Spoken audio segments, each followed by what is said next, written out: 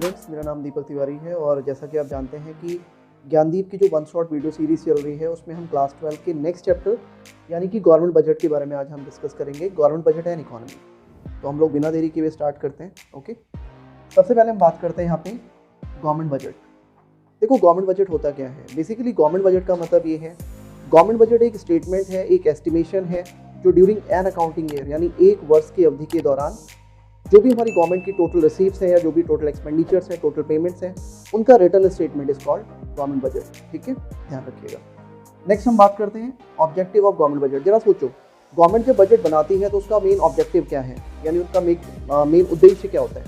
सबसे पहला उद्देश्य है जीडीपी ग्रोथ। आप जानते हो कि गवर्नमेंट के बजट का सबसे मेन मोटिव होता है कि जीडीपी को ग्रो करना, यानी जो भी हमारा देश का जीडीपी है उसका रेट ऑफ जीडीपी बढ़ाना। और ये कैसे हो सकता है, जब हम अपनी प्रोडक्टिविटी को बढ़ाएं, जब हम अपने प्रोडक्शन को बढ़ाएं, अपने देश का इंफ्रास्ट्रक्चर अच्छा करें, तो ऐसा करके हम लोग अपने देश की जीडीपी को बढ़ा सकते हैं। नेक्स्ट हम बात करते हैं प्रोविजन ऑफ पब्लिक गुड्स। आप ध्यान रखिएगा कि जो अगला ऑब्जेक्टिव है वो है पब्लिक गुड्स को अरेंज करना या उसको अवेलेबल करवाना। ध्यान रखिए, प्राइवेट गुड्स और पब्लिक गुड्स दो तरह के गुड्स होते हैं। Private goods are those goods which is manufactured by the private industry और इनका मेन मोटिव क्या है, प्रॉफिट अर्न करना। जबकि जो पब्लिक गुड्स हैं वो क्या होते हैं, जो गवर्नमेंट के थ्रू प्रिपेयर किए जाते हैं और इनका मेन मोटिव क्या होता है, सोशल वेलफेयर, नॉट प्रॉफिट। ध्यान रखें, ठीक है। नेक्स्ट हम बात करते हैं redistribution of income and wealth. Government का अगला ऑब्जेक्टिव है इनकम का रीडिस्ट्रीब्यूशन करना, वेल्थ का रीडिस्ट्रीब्यूशन करना। इसके लिए गवर्नमेंट क्या करती है, एक अच्छी टैक्स पॉलिसी लेकर के आती है जिसके थ्रू वो जो रिचेस्ट पर्सन हैं उन पे ज़्यादा टैक्स चार्ज करती है और उनसे जो रिवेन्यू जनरेट होता है वो गरीबों के डेवलपमेंट पे खर्च करती है। और हमारे यहाँ पे जो हमारे देश में जो टैक्स पॉलिसी है वो प्रोग्रेसिव टैक्स पॉलिसी है। ध्यान रखिएगा, जो ज़्यादा पैसा कमाता है वो ज़्यादा टैक्स देता है, जो कम अर्न करता है वो कम टैक्स देता है। नेक्स्ट है बैलेंस रीजनल ग्रोथ। ध्यान रखना, गवर्नमेंट बजट का एक और ऑब्जेक्टिव बैलेंस रीजनल ग्रोथ है, यानी जो भी डेवलपमेंट होना चाहिए, रीजनल डेवलपमेंट वो बैलेंस होना चाहिए। ऐसा ना हो कि जो भी डेवलपमेंट है वो सिर्फ महानगरों में दिखाई दे, हर जगह पे डेवलपमेंट एक समान होना चाहिए। नेक्स्ट है इकोनॉमिक स्टेबिलिटी। गवर्नमेंट अपने बजट के थ्रू इकोनॉमी में स्टेबिलिटी लेके आना चाहती है, यानी कि ना तो बहुत ज़्यादा तेजी हो ना बहुत ज़्यादा मंदी हो, एक समान सिचुएशन इकोनॉमी में रहनी चाहिए। नेक्स्ट है एम्प्लॉयमेंट अपॉर्चुनिटीज़। गवर्नमेंट बजट का एक और ऑब्जेक्टिव क्या है, एम्प्लॉयमेंट क्रिएट करना, यानी उन हर नीडी पर्सन को जिनको जॉब की रिक्वायरमेंट है उनको जॉब प्रोवाइड करना, ये अगला ऑब्जेक्टिव होता है। तो ये कुछ ऑब्जेक्टिव हमने डिस्कस करे। नेक्स्ट हम बात करते हैं कंपोनेंट्स ऑफ बजट। आपको पता है जो हमारा बजट है वो मेनली दो बातों से मिलकर के बनता है, दो मेन कंपोनेंट्स हैं। नेक्स्ट है आप सबसे पहले बजट रिसीव्स और बजट एक्सपेंडिचर। बजट रिसीव्स में हम बात करेंगे बजट रिसीव्स होती क्या है, इसको हम कहते हैं बजट प्राप्तियाँ। ध्यान रखना कि एक अकाउंटिंग ईयर में गवर्नमेंट को अपने डिफरेंट सोर्सेज से जो भी टोटल रिसीव्स होती है that is called budget receives. इसमें दो पार्ट हैं, एक होता है आपका रेवेन्यू रिसीप्ट, नेक्स्ट आपका कैप रिसीप्ट। सबसे पहले हम बात करते हैं रेवेन्यू रिसीप्ट यानी राजस्व प्राप्तियाँ। देखो, रेवेन्यू रिसीप्ट वो है जिसमें दो फीचर्स होते हैं। सबसे पहले number one, these are those receipt जिससे गवर्नमेंट की कोई लायबिलिटी क्रिएट होती है। जैसे फॉर एग्जांपल टैक्स, हम लोग गवर्नमेंट को टैक्स देते हैं, तो क्या हम अपने टैक्स के बदले में गवर्नमेंट से कोई हिसाब ले सकते हैं? और क्या गवर्नमेंट उस टैक्स के बदले में हमारे एरिया का डेवलपमेंट करे या हमारे लिए काम करे? क्या ये मैंडेटरी है? नहीं है। Number two, these are those receipt जिससे गवर्नमेंट की एसेट्स में कोई रिडक्शन नहीं होता है। फॉर एग्जांपल हमारी गवर्नमेंट अगर एयर इंडिया के कुछ परसेंट शेयर बेच देती है तो ध्यान रखिएगा उससे गवर्नमेंट की क्या एसेट्स में रिडक्शन होगा? नहीं होगा। ये मैं आपको बाद में एक्सप्लेन करूंगा। नेक्स्ट हम बात करते हैं बजट एक्सपेंडिचर। देखो, बजट एक्सपेंडिचर क्या है, एक अकाउंटिंग ईयर के दरमियान गवर्नमेंट के जितने भी टोटल ओवरऑल एक्सपेंडिचर्स होते हैं, यानी जितना भी हमारी गवर्नमेंट भुगतान करती है उसको हम कहते हैं बजट एक्सपेंडिचर्स। इसके भी दो पार्ट हैं, जैसे revenue expenditure and capital expenditure. देखो, रिवेन्यू एक्सपेंडिचर क्या होते हैं? रिवेन्यू एक्सपेंडिचर का मतलब होता है राजस्व व्यय। Revenue expenditure are those expenditure जिसमें दो फीचर्स होते हैं। दीज आर दोज एक्सपेंडिचर जिससे गवर्नमेंट की कोई एसेट्स क्रिएट नहीं होती है। फॉर एग्जांपल, हमारी गवर्नमेंट पेंशन देती है, सैलरी पे करती है, स्कॉलरशिप देती है, तो इससे कोई गवर्नमेंट की एसेट्स क्रिएट नहीं होती है।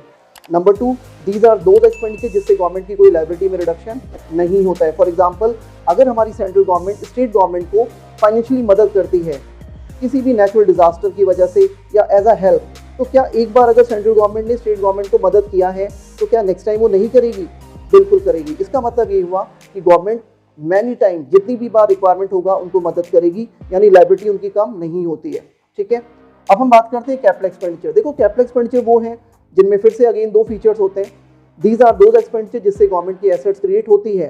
फॉर एग्जाम्पल, अगर हमारी गवर्नमेंट किसी MNC कंपनी के शेयर खरीदती है तो ध्यान रखना हम लोगों की एसेट्स क्रिएट होगी।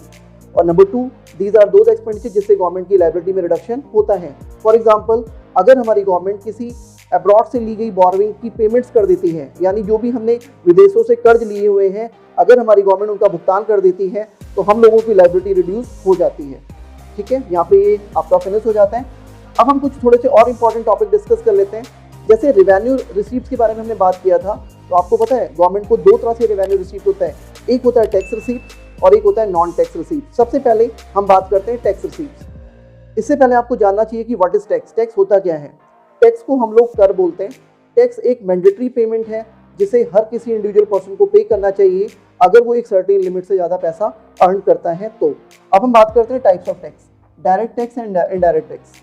देखो, डायरेक्ट टैक्स का मतलब होता है प्रत्यक्ष कर और इनडायरेक्ट टैक्स का मतलब होता है अप्रत्यक्ष कर। Direct tax are those tax which is charge on income of a person, individual. और ध्यान रखिएगा, इसका जो बर्डन है वो किसी पे पार्शली या फुल्ली ट्रांसफर नहीं किया जा सकता है। For example, income tax, wealth tax and आपका कॉर्पोरेट टैक्स। तो दीज आर दोज टैक्स जिसको आप किसी और पे शेयर नहीं कर सकते हैं। नेक्स्ट हम बात करते हैं इंडायरेक्ट टैक्स। इंडायरेक्ट टैक्स वो है जो कि सर्विसेज पे लगाया जाता है और इसका बर्डन हम पार्शली या फुल्ली किसी अन्य व्यक्ति पर टाल सकते हैं। For example, VAT, GST and आपका सेल टैक्स, ये वो एग्जाम्पल्स हैं जो आपके इंडायरेक्ट टैक्स में आते हैं। इसके बाद हम बात करते हैं progressive tax and regressive tax. देखो, प्रोग्रेसिव टैक्स वो है जिसको हम प्रगतिशील कर कहते हैं। प्रोग्रेसिव टैक्स वो होता है जिसमें इनकम के बढ़ने के साथ साथ आपका टैक्स का परसेंटेज भी बढ़ता जाता है, जैसा कि इंडिया में जो टैक्स पॉलिसी है वो यही है। नेक्स्ट हम बात करते हैं regressive tax. Regressive tax are those tax जिसमें इनकम के बढ़ने के साथ साथ टैक्स का रेट आपका कम होता जाता है। नेक्स्ट हम बात करते हैं value added tax and specific tax. देखो, वैल्यू एडेड टैक्स और स्पेसिफिक टैक्स क्या है? वैल्यू एडेड टैक्स को हम वैट बोलते हैं। वैल्यू एडेड टैक्स वो है जो किसी भी गुड्स या कमोडिटी की वैल्यू को बढ़ा देता है।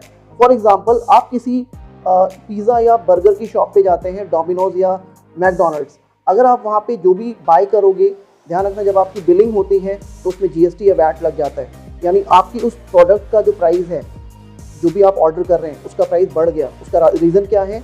वैट, यानी उसकी वैल्यू बढ़ चुकी है। नेक्स्ट हम बात करते हैं specific tax. Specific tax are those tax जो किसी भी गुड्स या कमोडिटी के आकार पर, उसके भार पर के अकॉर्डिंग लगाया जाता है, उसकी प्योरिटी के आधार पर लगाया जाता है। फॉर एग्जाम्पल, अगर आपने गोल्ड खरीदा तो गोल्ड जो 24 कैरेट का है वो ज़्यादा कॉस्टली होगा in compare of 18 carat, 20 carat, 22 carat. तो जाहिर सी बात है 18 कैरेट का जो गोल्ड है उसका प्राइस थोड़ा कम होगा, टैक्स भी कम होगा, जबकि 24 कैरेट ज़्यादा शुद्ध है, ज़्यादा प्योर है, तो उस पर टैक्स भी ज़्यादा बनता है। अब हम बात करते हैं नॉन टैक्स रिसीप्ट। ध्यान रखिएगा, गवर्नमेंट सिर्फ टैक्स से ही पैसा नहीं कमाती, अदर देन टैक्स भी उसके पास पैसा आता है। कैसे? सबसे पहले हम बात करते हैं फीस। गवर्नमेंट फीस से पैसा अर्न करती है, license fees, passport fees, visa आप बनाते हैं उसके लिए आपको फीस पे करना पड़ता है। नेक्स्ट है फाइन। गवर्नमेंट आपसे फाइन का भी पैसा वसूल करती है। अगर आपके द्वारा कोई भी ऐसा एक्टिविटी किया जाता है जिसके द्वारा आपके ऊपर पेनल्टी चार्ज की गई गवर्नमेंट के द्वारा, ध्यान रखिएगा ये पेनल्टी, ये फाइन सरकार के खजाने में जाती है। बेसिकली हम लोग यहाँ पे अब बात करते हैं एस्टीट के बारे में। एस्टीट होता क्या है? देखो, एस्टीट का मतलब ये है कि सपोज कोई बहुत बड़े इंटरेस्टलिस्ट हैं, कोई बड़े बिजनेसमैन हैं, अगर उनकी डेथ हो जाती है, उनकी मृत्यु के पश्चात अगर उनका कोई वारिस नहीं है तो ध्यान रखिएगा ये जो प्रॉपर्टी है, जो संपत्ति है, ये गवर्नमेंट के खजाने में शामिल हो जाती है और इसको हम कहते हैं एस्टीट। नेक्स्ट हम बात करते हैं स्पेशल असेसमेंट। स्पेशल असेसमेंट का मतलब ये होता है कि सपोज हमारे पास कोई लैंड है, जो प्रॉपर्टी है ऐसे एरिया में है जो नॉन डेवलप्ड एरिया है, जहाँ पे कोई भी सुख सुविधाएं नहीं है, लेकिन अचानक अगर गवर्नमेंट वहाँ पे कुछ ऐसे नए प्रोविजंस लाती है, डेवलपमेंट एक्टिविटीज़ करती है, लाइक वहाँ पे रोडवेज, सीवर, आपका बैंक्स, वहाँ पे school, college, hospitals, airport, bus stop, बस अड्डा, इस तरह की चीज़ें अगर वहाँ पे डेवलप करती है तो ध्यान रखिएगा वहाँ पे आपकी प्रॉपर्टी का रेट बढ़ेगा। गवर्नमेंट वहाँ पे डेवलपमेंट की वजह से आपके ऊपर हाउस टैक्स चार्ज करेगी, ये भी गवर्नमेंट का रेवेन्यू है। नेक्स्ट हम बात करते हैं इनकम फ्रॉम पब्लिक एंटरप्राइज। ध्यान रखिए, गवर्नमेंट के अपने खुद की भी पब्लिक एंटरप्राइज हैं, यानी अपनी खुद की सरकारी कंपनियां भी हैं, जो भी वो रेवेन्यू अर्न करती हैं वो गवर्नमेंट की इनकम कहलाती हैं। नेक्स्ट हम बात करते हैं cell of 2G, 3G, 4G and 5G spectrum. आपको पता है पहले 2G आया, फिर 3G आया, फिर 4G और अभी रिसेंटली 5G का प्रोविज़न हो चुका है और आने वाले समय में आप देखेंगे 5G भी सर्कुलेट होने लगेगा, 5G को हम यूज़ करने लगेंगे। आपको पता है ये जो सरकारी कंपनियां हैं ये 2G, 3G, 4G और 5G के राइट्स को सेल करती हैं और प्राइवेट कंपनियां इन्हें खरीदती हैं, लाइक रिलायंस जियो, वोडाफोन, आइडिया, एयरटेल। इन लोगों ने जब इनकी राइट्स परचेज किए होंगे तो गवर्नमेंट को क्या गया होगा, पैसा गया होगा, और ये गवर्नमेंट की इनकम है। नेक्स्ट हम बात करते हैं ग्रांट्स एंड डोनेशन।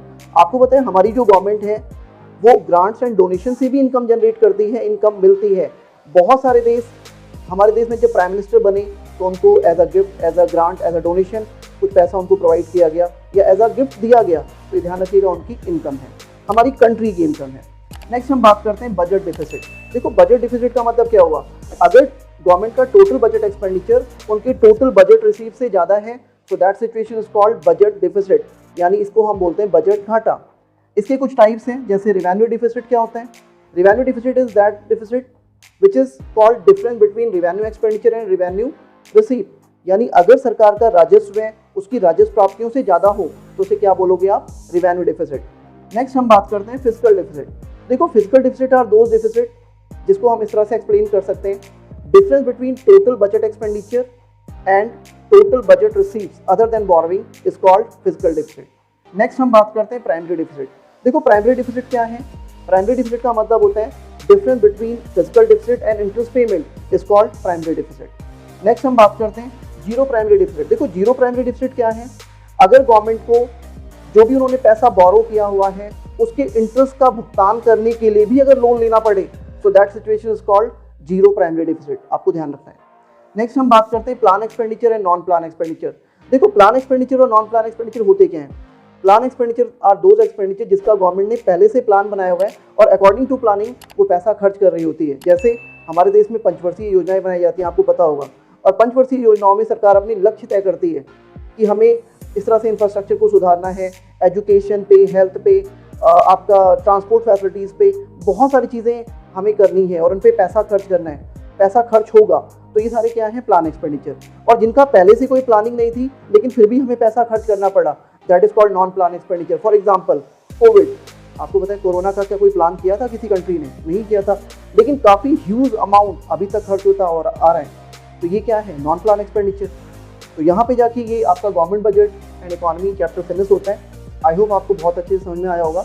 आप लोग इसे प्रिपेयर करिएगा और कोई भी प्रॉब्लम आती है देन आप कमेंट करके बताएं and we will definitely solve. Okay, thank you.